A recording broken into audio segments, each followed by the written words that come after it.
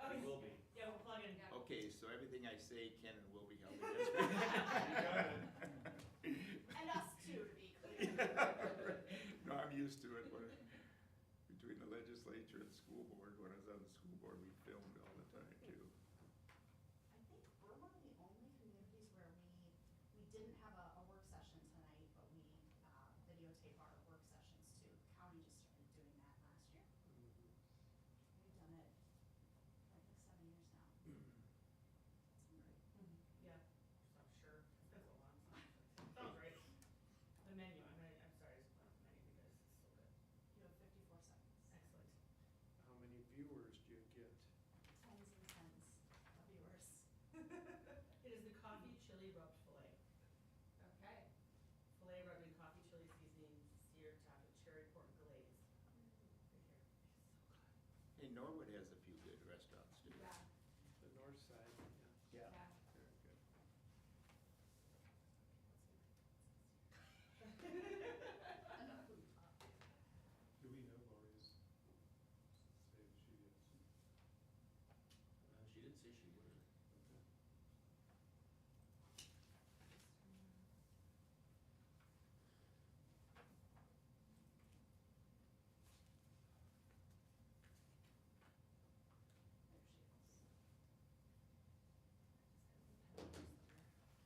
There she is. Yes, it's in one quote. Oh, okay, thank you.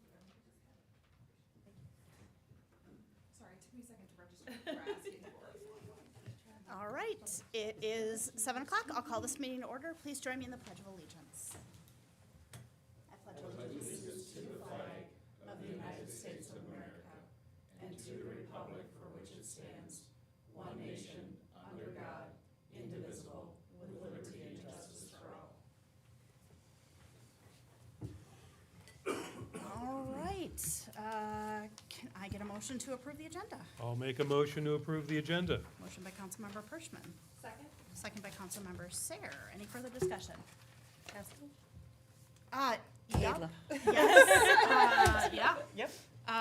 Okay, we had a motion by Councilmember Pershman and a second by Councilmember Pasco. My apologies. Any further discussion? All those in favor say aye. Aye. Opposed, same sign. Motion passes. All right, we don't have anybody here for community comment this evening.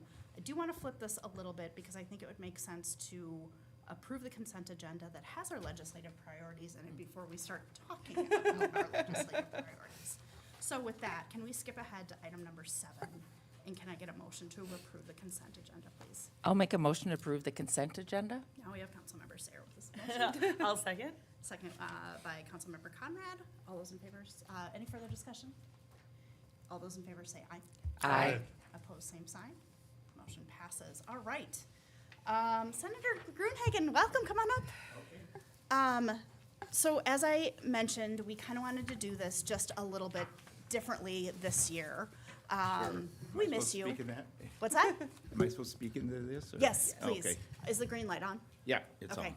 on. We miss you when we don't see you, so just thought it would be as good of an opportunity as any to have you out here and do a little bit more of a face-to-face kind of handoff on our legislative Hey, when I run priorities. for election, I'll remember that the city council misses me. Yes, you No, can, I'm yes, just I kidding. fully expect to see that on a website. Use that as you see fit. The city Okay. council misses me. All right. So I don't know that really many of these have changed, but I will just go over a high level. Senator, I hate it when somebody reads me a PowerPoint or a presentation, so I'm not going to read you this word for word because I know that you are literate. I and will that look you've it over already gone through closer. this. Okay. When we're done here, but hit the highlights. Yeah, the highlights, we're going to start with the certified levy project funding. We are still facing about a $3 million gap. I know that this is a bonding year, so we are hopeful to get some bonding money to hopefully close that gap. I think I've told you before, we will have shovels in the ground Yep.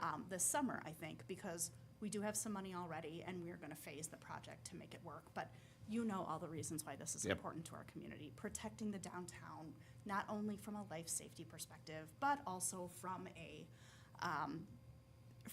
historic preservation perspective. You can't replace these buildings. Well, and you gave Representative Harder and myself a really good touring of the situation, you know, and I'm a needs, wants, and desires. I've always done that even when I was on the school board. Yep. So when I look at a request, I think need, want, or desire.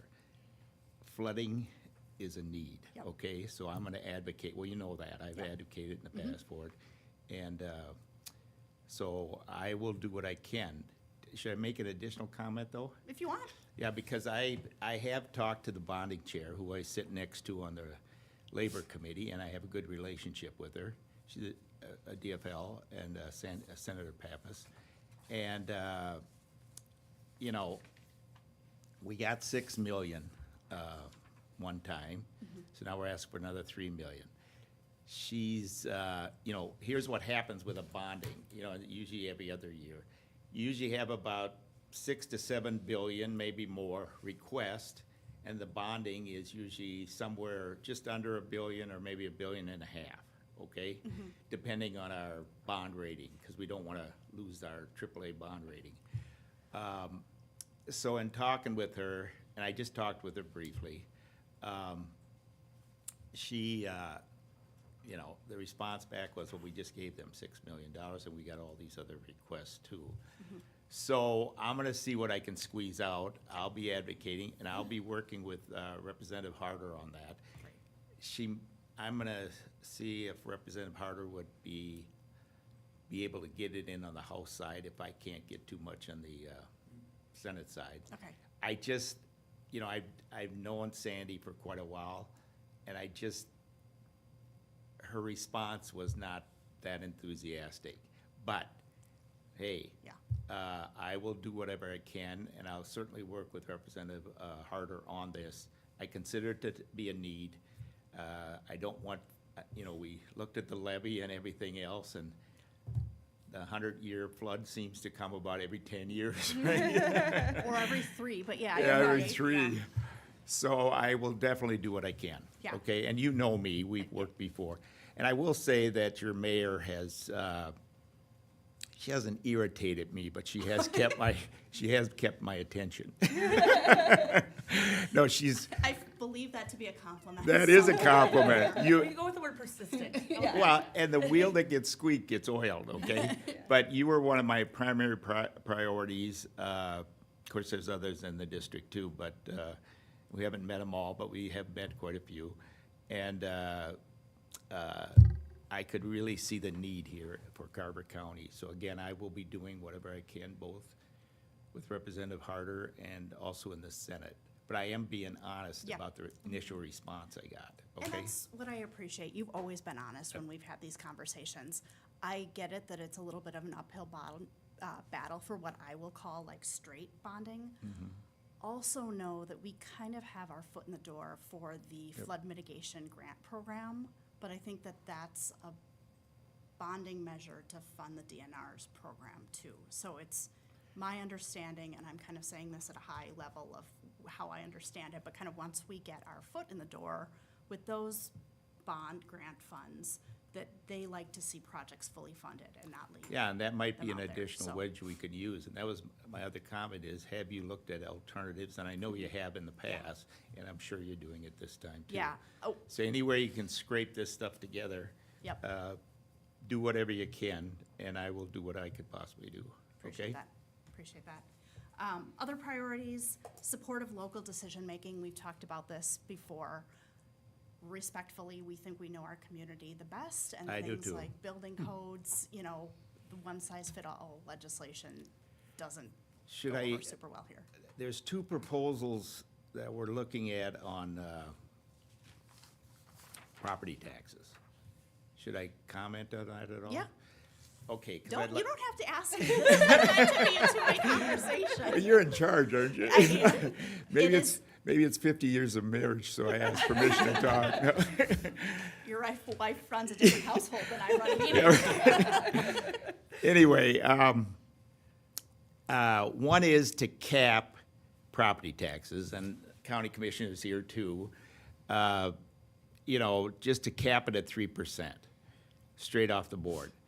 I've checked with a couple other county commissioners and superintendents. They're lukewarm about it. Now, the other thing that might come out of this, and I don't know if it'll pass or not, this is primarily a Republican initiative. So they put a 3% cap across the board, okay? And you'd have to live within that. The problem is, I said, how about if we do a cap, which isn't real popular with some people, okay? That we also include a mandate that the state has to fund all of its mandates onto a city or a school district or whatever. In other words, if you're gonna mandate onto local government, then you better fund it, or otherwise it should be optional. It's up to you whether or not you wanna initiate it or not. So those are kind of two that the Republican caucus are looking at right now. I don't like a straight 3% cap, just because it's like putting a lid on a boiling pot of water, and we gotta turn the burner down. And the way to turn the burner down for you is to have the state fund its mandates, all right? Yeah.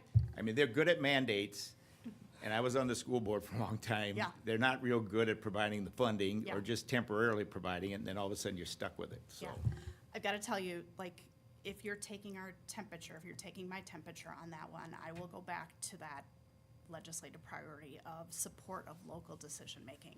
Amen. That is something that would tie our hands, so because of that legislative priority, that and a building permit regulation, and, you know, that would be something that we would not be in favor of. What about the state funding its mandates? Well, that's such a great segue to our next legislative priority. The next one that we have is a Minnesota paid leave law exemption for yeah. cities. This is my long way of telling you, yes, I think that that would be fantastic if the state would fund their requirements, their now unfunded mandates. You know, as far as what is affecting us from a state level, it's the Minnesota paid leave law. Yeah. It's about 3% of the increase that we had in our 2026 budget over 2025, and it's like 2% of our Yeah. overall budget. So it's not a huge chunk, but we are taxing Everything people adds up. to pay for this unfunded mandate. Yeah. Which just is a little weird, right? It comes from the state. We're doing it. Everybody has to participate in it, but then we are charging our taxpayers to pay for it. Yeah. So, You know, having been on the school board, for 16 years, and I was chief negotiator the last 6 with certified staff, these one-size-fits-all mandates are very damaging. And, it's like throwing a big boulder in a swamp or a lake, and then the ripple effect. Well, you just don't understand the ripple effect. And I've been getting emails, I'd say at least a dozen, from small business owners who just say, what? What are we supposed to be doing? I mean, half of them don't even know what's going on. Yeah. And this even applies to farmers and everything else. And seasonal, whatever you have. And it's just so burdensome. And it's another 400 FTEs at the state level. And I did not vote for it. And in fact, we had numerous amendments to try to modify it that Republicans offered. I will say this, I'm hoping that they're getting, the ones who are strong advocates for this, that they're getting some negative feedback on this, and that we'll see some modifications. Session starts February 17th. I will say when it passed last session, there were some on the other side of the aisle that weren't real strong advocates for it, okay? Thinking, I think you care about your employees probably more than I do, okay? And more than they do down there. And the thing is, you'll work with somebody. I own a small business. If I've got one older lady, she'd been with me probably 25, 30 years. She does have some health problems now. And she has to go in to the doctor pretty well. I pay her for that time. And if you don't like where you're working, guess what? You can change positions. So we're inserting the state with a mandate where it should be decided between the employer and the employee.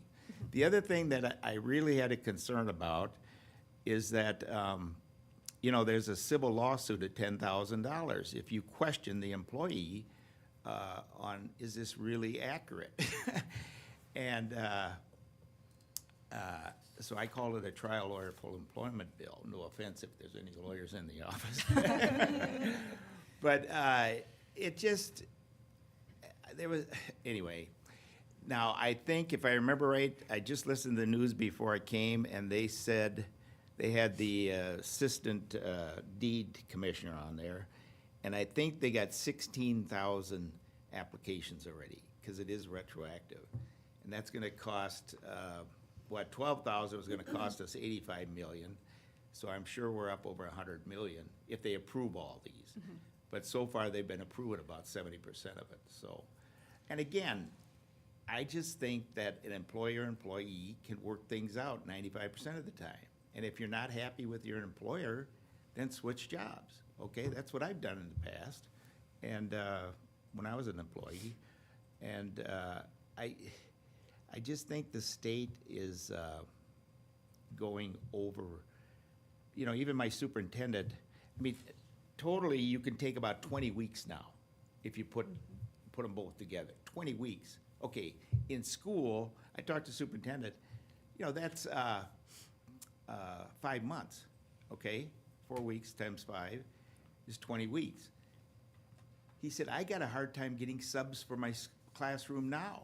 What am I gonna do when these people just take, and, you know, I can go on and on this, I'll try to cut off, but we can get to the next subject. But Okay. no, I will be very strongly supporting, offering amendments and supporting amendments and trying to work with the other side to try to make modifications. Because I agree 100%. Local control is the best control. You know your people better than we do down there, and one size fits all mandates 99% of the time has some negative repercussions. And we want to help people who need time off, you know what I mean? I'm not against that, but I don't think this is the way to go. All right. Ready to move on? Yep. Okay. Up next, we have the public notice requirements in newspapers. I'm sure you're familiar with this one as well. You don't have a newspaper anymore, do you? That's the point. Very. We can move to the next one. I think you just made my case for me. So you're The Chaska acting Herald- illegally. No. Our newspaper of record is the Waconia paper Oh, now. okay. Do you know how many people in Carver are probably reading the Waconia Patriot? Not many. Beyond me and hopefully all of us up here, like, I bet You it's, can count 'em it on would a be couple. interesting to hear what their circulation numbers are, because they don't cover Carver regularly. And the loss of the Chaska Herald, we're still talking about it, of like, how can we connect with our residents? How can we make sure that folks know? How can we help folks engage? But this is one where we're having to check that box, and we're putting the notices in the Waconia paper, but it's not accomplishing what the letter of the law was intended to do. There have been bills in the past to allow cities and school boards just to put it onto the internet. Mm-hmm. You know what I mean? They just haven't gone anywhere. Right. And of course, there was a lot of advocacy by the paper group, newspaper group against that. Yep. But that seems to be dying down. Yeah. So I'm sure, I haven't been on the committee that deals with this, but it does usually come up once a year to allow local governments and school districts and county commissioners, even if they fall under that, to put it on a different venue, especially if you don't have, you know, like a newspaper anymore. You know, Hutchinson lost their newspaper too, and I mean, it just is a tough business. I got a friend who owns a newspaper, he said, for over 20 years, he said, I just would never do it again. Yeah. He said, there's just no future in it. And, because people are getting their information from alternative sources. I do think in some of these communities where you have a lot of seniors who don't access the internet as well, but you're in a community with a lot of more young people in newer houses, but still, they do seem like they are being excluded a little bit because they're not as savvy in terms of social media, Yeah. so. Well, and even just a preference, right? We have seniors who just like to have that newspaper. Yep. I have a journalism background, but it was one of my favorite things about moving to a smaller town was that local community newspaper. And I look forward to every Thursday when the Herald came out. What about posting something so people could read it, or do you do that already? We do post it. It's, Yeah. it's in the breezeway. There's a bulletin board when you walk into the building, so everything's Yeah, I saw posted that. there. Okay. But Yeah, it'll Whatever we probably can come do to up again, compromise. and I initially have been against it, because I have newspapers in my district, but I'm beginning to lean more and more as an alternative way for you to do that. I mean, you lose your main newspaper here, what are you supposed to do? Right. So, Well, if you look, I mean, if you ask 99.9% of Carver residents where our stuff is published, they would have zero idea that it's in the Waconia Patriot. Yeah. So it's just money down the drain for us. And I get it. I mean, I fully understand the older generation. I love the paper Herald, right? But that's not where we're at right now. Yeah, We I don't know. have anything that is worthwhile. So again, it's the just- world is changing. And even, the older generation isn't reading our postings, isn't reading our minutes and our Yeah. bids and our budgets and all the things that we have to legally get into print. Everything costs money nowadays. Yep. Last but not least is, this last one we put on here for our friends at Southwest Transit, support for suburban transit providers. Can I put you on the spot and have you talk this one through, or no? Do you want me to? Well, say what you I were feel gonna like- say, and I'll add to it. I was gonna say, take it away, Eric. Awesome. So, yeah, I think we have a concern that our local transit company, Southwest Transit, is potentially losing its autonomy. I think there's been discussion that somehow operating independently is less efficient, that there were some recent articles about leadership pay. And that may be true of some transit agencies, but that doesn't apply to everyone. Southwest Transit actually runs, by all accounts, more efficiently than most of them in the area. They are also set up to service us. We get a great benefit from special events to our proximity to Chaska and Chanhassen and those transit hubs. Is And it Carver primarily, County. is it primarily buses? Microtransit Oh. is kind of what is servicing the community Okay. now. But it isn't just Southwest Transit. We also have Carver's transit system that we're looking to tie into fixed route services.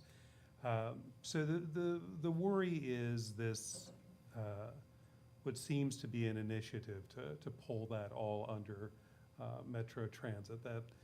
That would seem to service a community like ours, like Victoria, like Waconia, and everybody on the west side of the metro area out of that. So So you'd lose it completely, or you'd lose control of it? we would lose the autonomy to have those transit entities really provide the services for those communities.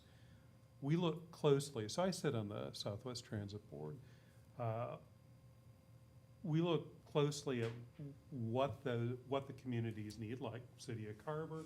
We have steamboat days. We have had an arrangement with Transit, Southwest Transit, to provide a shuttle service to get people to and from that, to the State Fair, to the Renaissance Festival. Those kind of things, when Met Transit looks at it, they say, well, we really shouldn't be doing that. That's not the charter of Met Transit. So that has been their position, that these special events are not really their charter. Southwest sees that differently. I can't speak with the same clarity for the county bus service, but I do believe that we would lose those kind of community-driven services.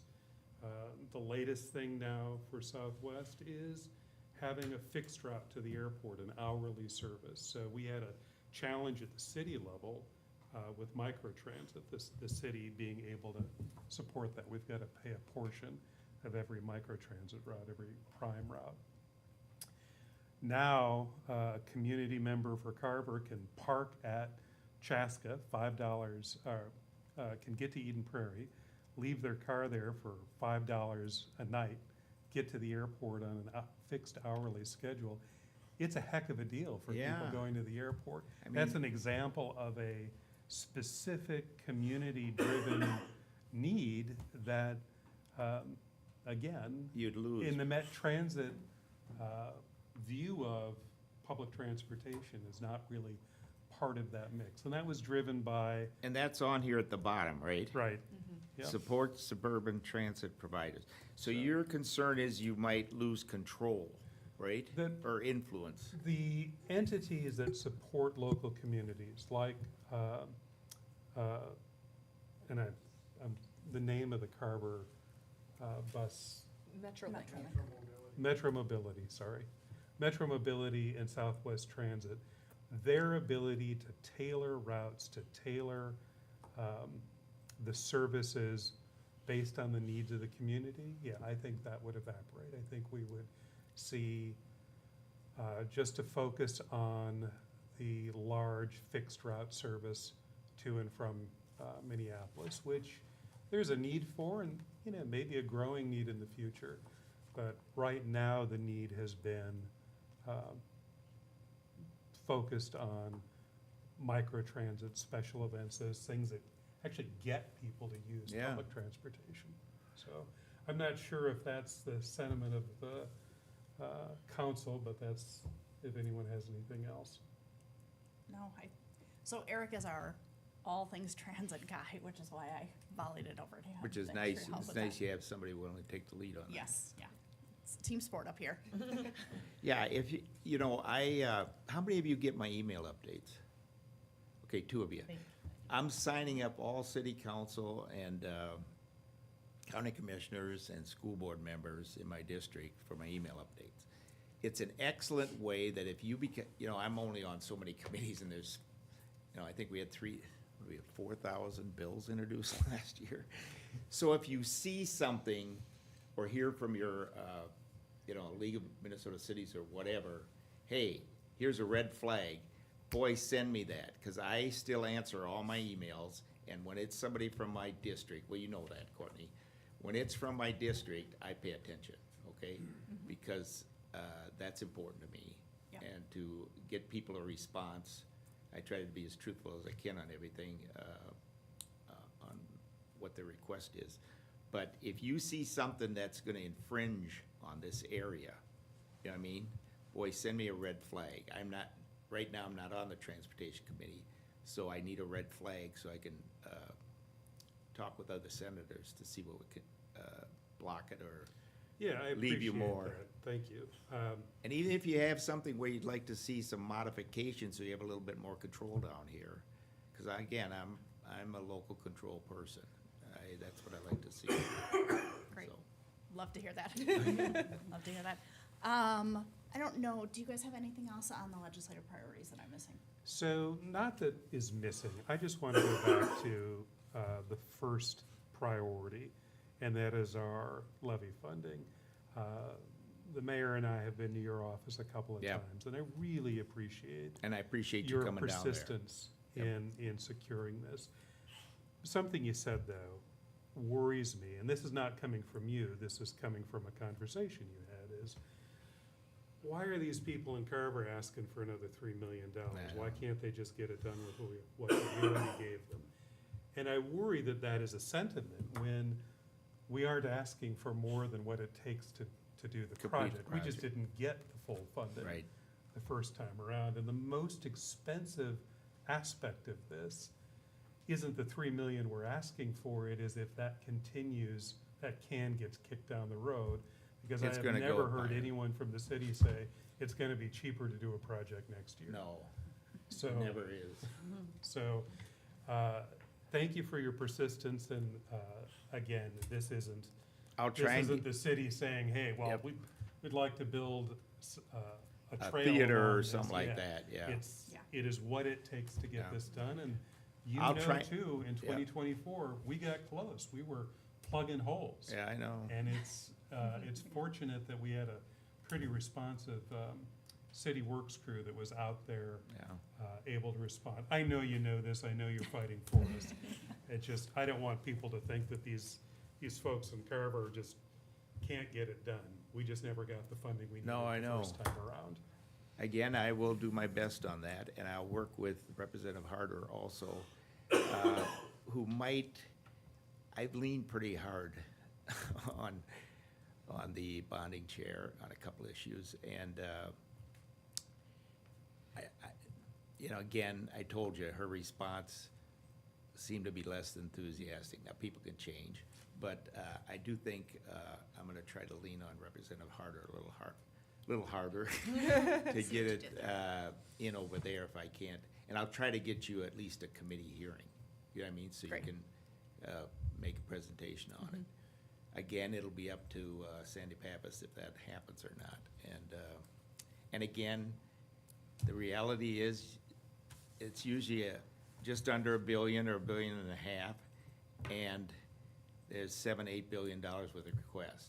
Now, half of those requests are wants and desires. I don't like them, but, you know, depending on the senator, if they can get in it or not, I try to concentrate on the needs, so, okay? I want to just piggyback on you, Eric, on that comment that you made, because part of the reason too, I mean, as everyone knows here, we're also following the mandates that are set forward by engineering standards, Yep. by our waterways, by who controls those, so it's not, you know, we're not adding diamonds and gold to this, right? So, and we can't complete the whole project unless we get all of it. I know you understand this, I just Yep. need to say it out loud, that, you know, we're doing what we have to do, because there's requirements that we have to follow, and that Yep. costs money, and we can't change those either. I know. No, I well know that too, having been, I have customers, actually, and good friends who are county commissioners and city council people in McLeod County and Sibley, so I hear regularly from them. And you're in the 7-county metro area, so I think you probably deal with it more than they even do on, you know, outside the 7-county metro area in some cases, with the Met Council and whatever else. I have one thing I'd like to add to with just one of the priority of the levy being certified is we went into it knowing it would be multi-years to get funding. So I don't know, like, I don't want it to be a surprise that, oh, they're here. Like, yes, Carver is gonna, like, this was planned. Like, we would know we'd have to, you know, get more funding. Yep. But then once we finally, when we do get that fully funded, there'll just be the momentum and the, you know, the Yep. capital there, the, you know, Well, and you're a secured funds growing to community actually. too. I yeah, mean, Start it. you're adding facilities and housing, and you gotta put the infrastructure, everything else in there. You know, sewer and water and everything else, and so whatever I can do to help you, I certainly will, Great. okay? Thank you. Did you have anything? Okay. I have one more thing. Go. I just wanted to reiterate too, about the Minnesota paid leave law. This couldn't irk me anymore than it does. And the fact that they're being able to retroact leave to the previous year is astounding. I just wanted to get one fact that you said straight. I know enough about this, but not all of it by numbers. But you said there's a $10,000 fine if you were to If you question question the the employee. employee too much, yeah? Okay. And who- That's why I called it a trial or a full employment bill. Right. We had amendments to take it out in the committee, and I think on the floor, it just failed. Again, there are some less than strong supporters of this bill on the DFL side, but last year, they got, I wouldn't say pushed, but they got prodded into supporting and voting all our amendments down. I think, based on the emails I'm getting, you know what I mean, and the negative feedback I'm getting, I think they might be open to some modifications. Okay, because this can easily tank small businesses. Oh, right? yeah. If you have a handful of employees, and 2 of them, 3 of them decide to go take leave, I'm now o- you have the cost of trying to temporary fill that vacancy. So now you're paying again. Yeah, and I have For an people- independent insurance agency, and I just think, I got 3 part-time secretaries. And they've been with me, some of them, well, like I said, 30 years. And if they're all gone at once, Right. I got 3 agents too, but that work with me, but I gotta have them there. Follow up with customer, follow up everything. And how am I gonna teach somebody to replace them for 5 months in the year? How to respond to a client or follow up to endorsements or anything like, I just can't do that. Right, and this favors large businesses, Yeah, big box stores, companies that have hundreds and hundreds, maybe thousands of employees, and the little guy just gets wiped out. I know, the small business owner gets, that's why we tried to have exclusions for the small business owner. I think we started at 25, then we went down to 20, to 15, to 10, to even part-time, okay? How about part-time people? No, they just sent it all through, and we'll see if they're open to some modifications, which I think they will be, because if they get any of the input that I've had, they're gonna, they're up for election too this coming fall, and I think they will be open to making some changes. So the way this is set now, if they were to make modifications to it, would that be able to take effect in 2027? Yeah, Okay. or maybe even July 1, you know what I Oh. mean? So we'll see what happens. The other thing, I don't that know. African, what do they call that bill? A judge struck down most of that now. That's gonna hit in 2027. That's, I don't follow which one you're yeah. talking about. It may be on the here, number 4 for What's the county. Carver County? It may reference the same which one? county level. The Minnesota African-American Family. Yeah, that's it, Okay. which I've heard a lot of negative pushback on Yeah. from counties and cities. And I think, and maybe John can speak to this too, I followed it somewhat, is a judge has struck down most of that law now. Now, it'll probably be appealed, but it is something to follow. I think it takes effect January 1, 27. And that is gonna drive up your property taxes, okay? If it would be completely implemented. But again, I think most of it, maybe all of it, have been put on pause or struck down. That's the information I've received. But keep alert to that. Thank you. I know you feel good. strongly about paid leave. I just want to be clear, our legislative priority is exemption for cities from paying those premiums. We had Okay. already had a decent long and short-term I know. benefit plan, so That it's a you've little bit. negotiated. Yeah, so, and that we have unions, but we also did it. Yeah. The exact same thing for non-unions that we did out of Well, good and school faith, districts so- too, they've got their negotiated, that's where it belongs, Yeah. in my opinion. So we'll Okay. see if we can't get some modifications on that. Awesome, thank you. Thank you for everything you do for the city of Carver. Just while we've got you here, what is your crystal ball looking like for the 2026 legislative session? Well, It's a bonding year. We need to address fraud. Believe that one? Weird, we hadn't heard of that one.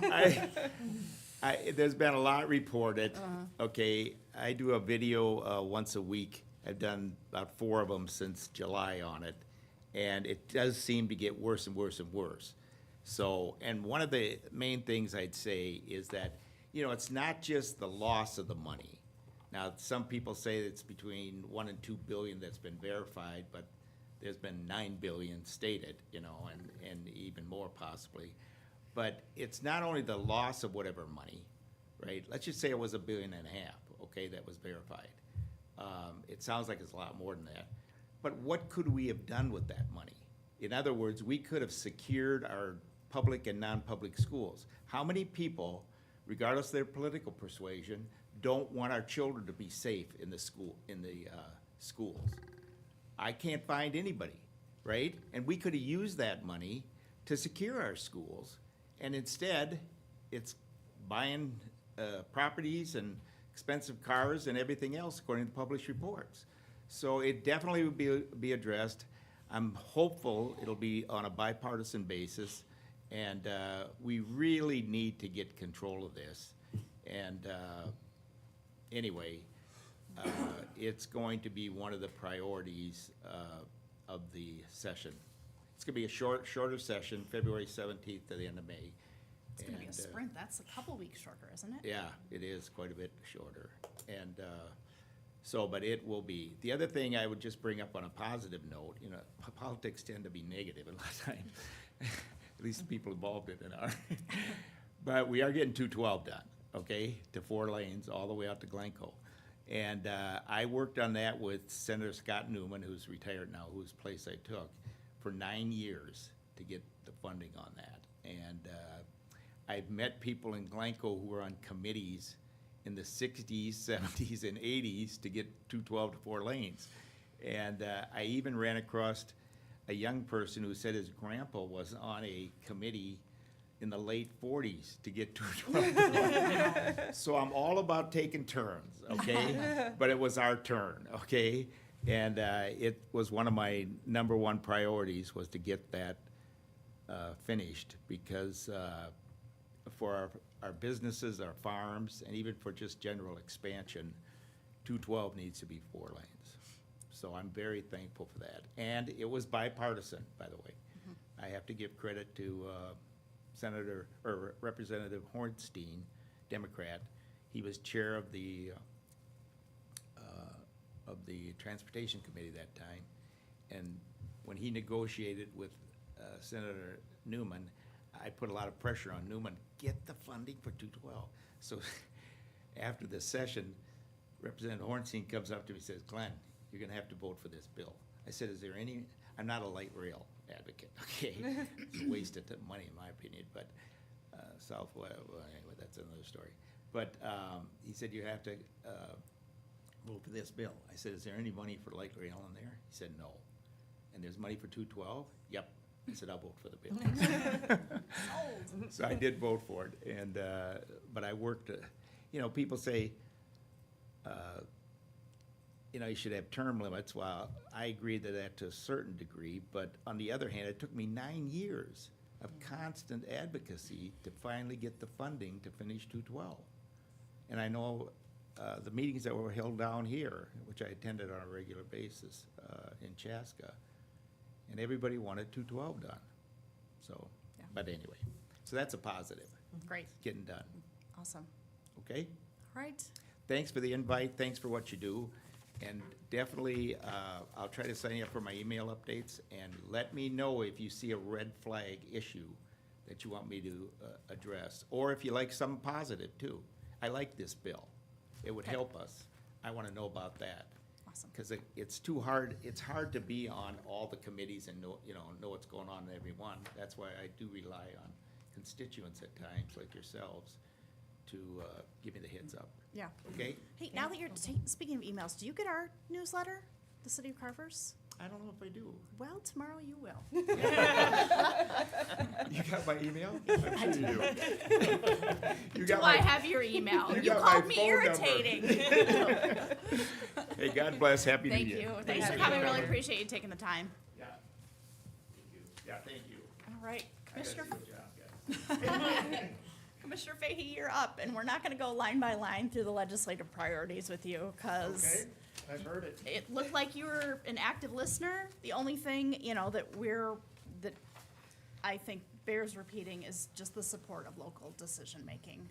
I know that we've had a little bit of heartburn at the county level with some ideas that seem to cross scope thresholds, so, again, humbly, we think that we know the folks of the city of Carver best, and we feel like we're in a pretty good position.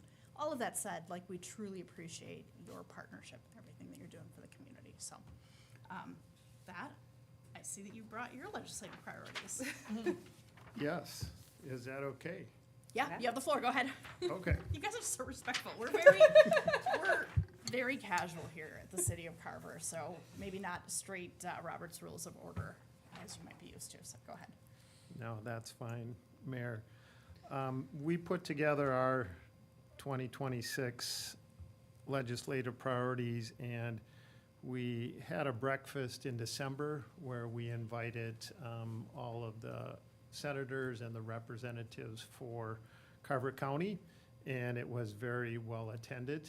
And we shared with them a packet, and what I brought with me tonight is just kind of a one-page of that packet contained, I think, 14 total priorities. And I know that Glenn touched on one, and then Eric touched on one that isn't part of this one page. And so I can talk about that, or we can share some of that information with you later.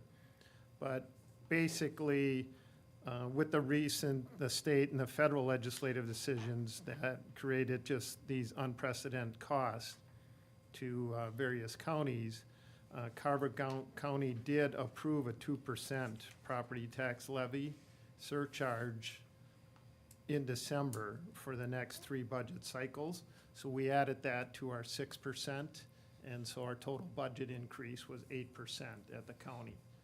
But 2% was for those various mandates, which Senator Gruenhagen had talked about, and you had asked about the mandates also. One of the big ones is the DNMC that does not meet criteria for patients. Carver County is currently paying almost $2,500 a day for one patient to get the proper care, which is about $910,000. That's over 1% of our total budget for that one patient to get the various care that person needs. And that was shifted from the state down to the counties to take care of those individuals. So that's one example. The other is to protect the counties from the SNAP cost shifts. The federal policy change, which increased the county SNAP responsibilities, which began in October of 2020, or will begin in October of 2026. Carver County must assume nearly almost $1 million in SNAP benefit costs tied to payment error rates.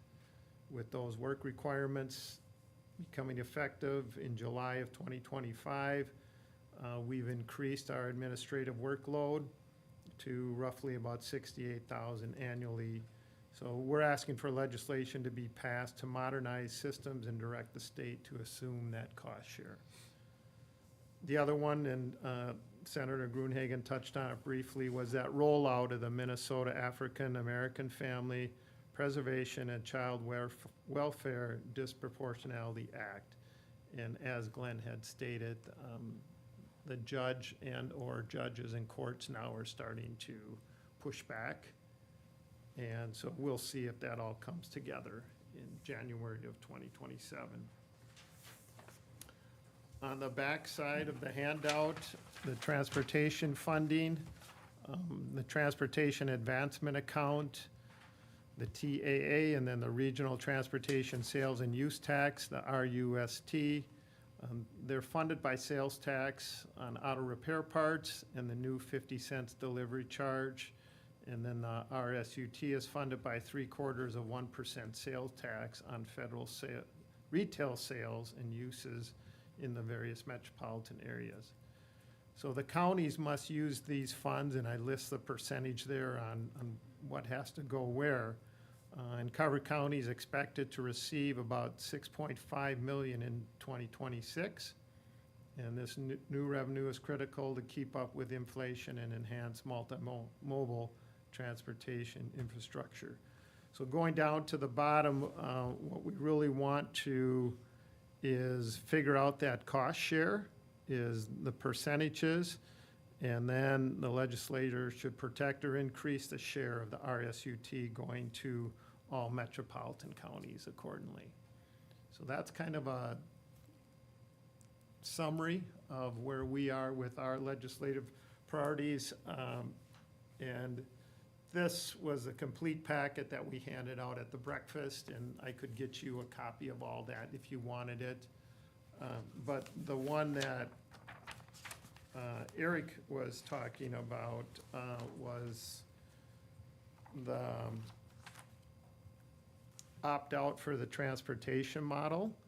And Carver County supports maintaining the current opt-out transit model, which allows suburban communities to operate their own transit services independently of Metro Transit. This would enable Southwest Transit, which serves Chan, EP, Chaska, Victoria, and Carver, to deliver efficient, innovative, and community responsive services. Because the concerns have been raised about the proposals that would consolidate all transit operations under Metro Transit.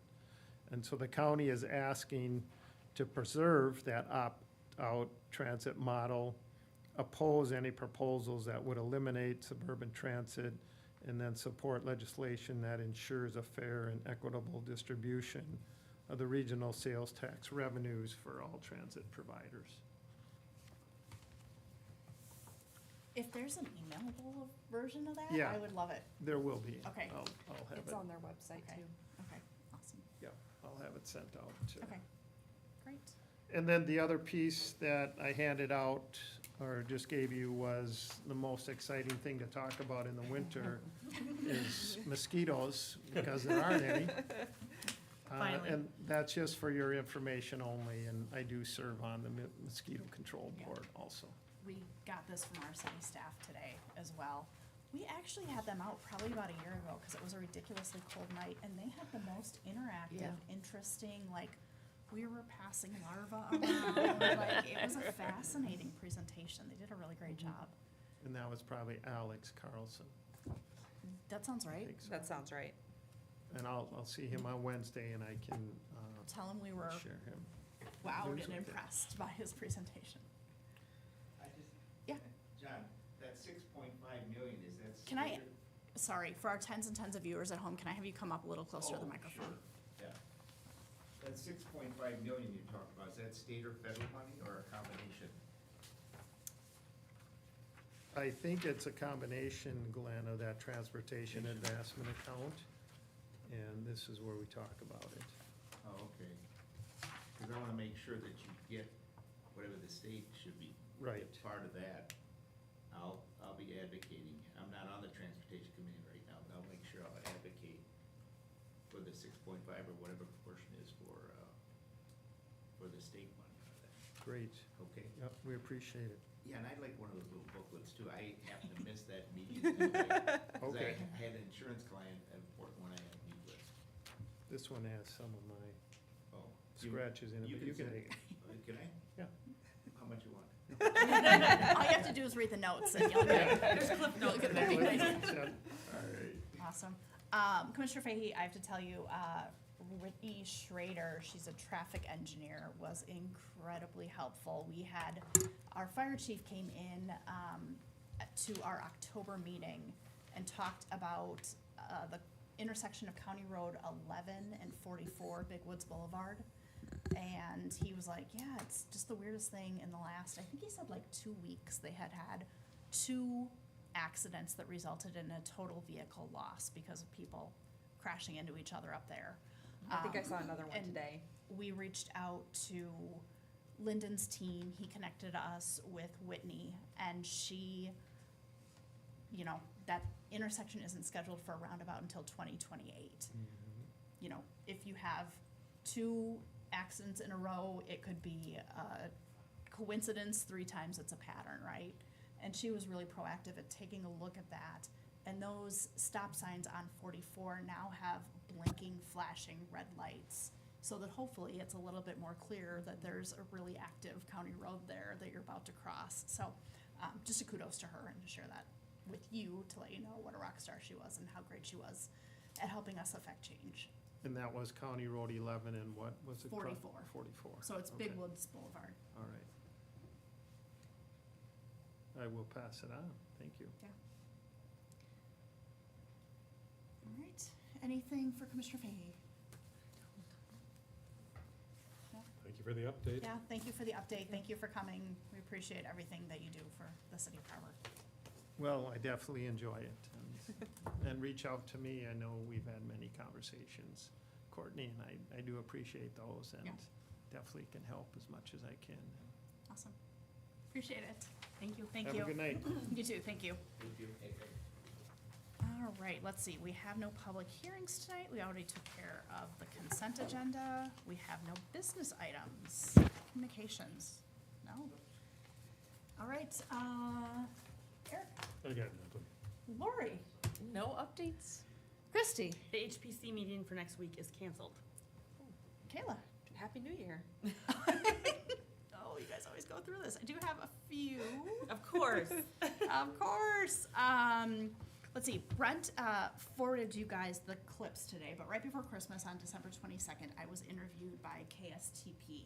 They were doing a story about the need for affordable housing and how it's not just a city thing, it's also a need in the suburbs, which I don't really think of Carver as a suburb.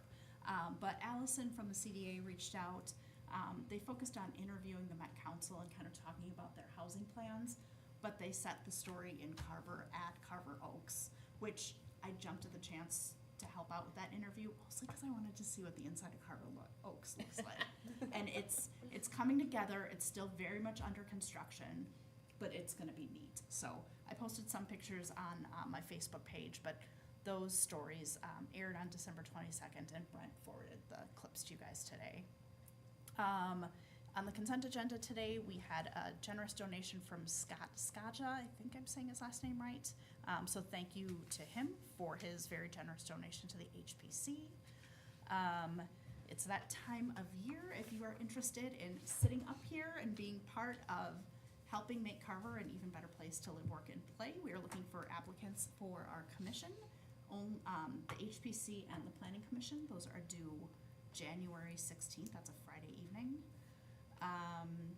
Let's see.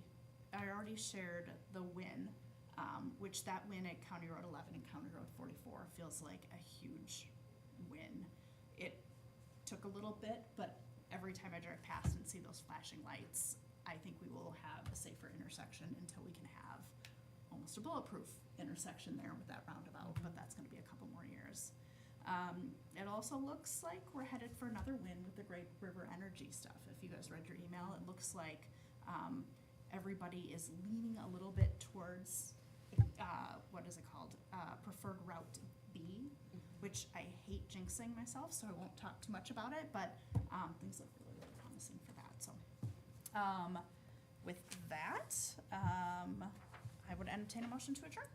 I'll make a motion to adjourn. Motion by Councilmember Pershman, I'll second. second by Councilmember Sayer. All those in favor say aye. Aye. Opposed, same sign. Motion passes. Good evening.